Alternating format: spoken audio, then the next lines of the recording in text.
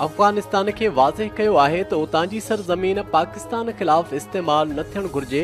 असां अफगानिस्तान जा ख़ैर ख़्वाह आहियूं। नाइब वज़ीर आज़म इसाक डार पाकिस्तान इलाक़ाई राब्तनि खे हथी वठाए रहियो आहे ऐं सिफ़ारती राब्तनि खे पिणु वधायो पियो वञे।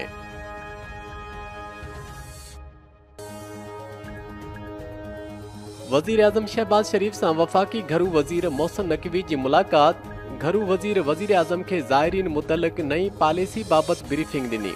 वज़ीर आज़म पारां घरू वज़ीर खे गवादर सेफ सिटी ते कमु करण जी हिदायत।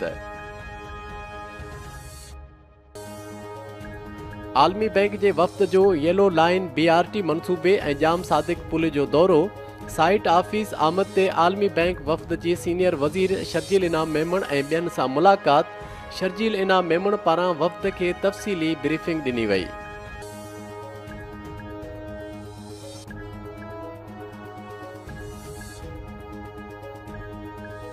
कारपोरेट फार्मिंग, कैनालनि, डेमनि ऐं वसीलनि ते कब्ज़नि ख़िलाफ़ अवामी तहरीक नौशरो फिरोज़ तरफ़ां पड ईदन लॻ जलालजी स्टाप खां जलालजी चौदगी ताईं एहतजाजी रैली कढी वई।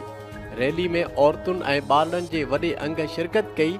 रैली जी अॻवानी अवामी तहरीक जी मरकज़ी जॉइंट सेक्रेटरी नूर बानो मल्लाह ऐं ॿिया करे रहिया हुआ।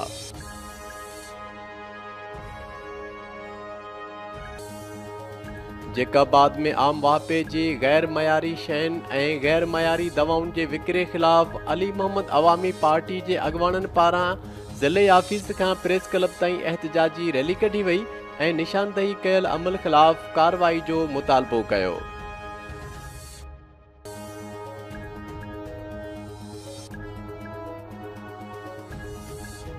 मेहड़ में सिंध सरकार पारां 2021 में सिंध जे मुख़्तलिफ़ हायर सेकेंडरी स्कूलनि में मुक़रर सब्जेक्ट स्पेशलिस्ट उस्तादनि जो एहतजाजी मुज़ाहिरो। मुज़ाहिरीन जी अॻवानी काशिफ़ मुस्तफ़ा, मोहम्मद हारून सोडर, इमरान अली पंवर, नजम अली सोलंगी ऐं ॿिया करे रहिया हुआ। एहतजाजी मुज़ाहिरो नेशनल प्रेस क्लब मेहड़ अॻियां कयो वियो।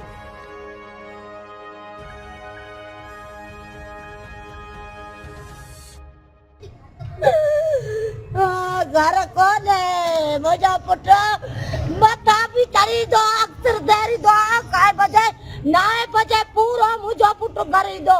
अज मुझे पुट के 12 थिया मुझो पुट कोन है जको भूख मुझे पुट के लगा दो तो सुबह शाम जो 6 बजे भी मारी काल मोटी दो मुका पैसा वठी दो मुझो पुट जो सुबह करे कोन आयो।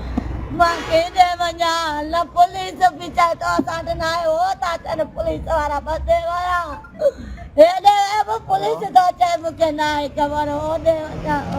जामशोरो में पुलिस पारां 10 सालनि जो पुट अली नवाज़ खोसो मुबैना गिरफ़्तार करण ख़िलाफ़ संदसि अमड़ जो थाणे अॻियां एहतजाजी मुज़ाहिरो। होॾां नींगर जी गिरफ़्तारी जी तस्दीक बाबति पुलिस जो को बि मौक़िफ़ साम्हूं न अची सघियो आहे।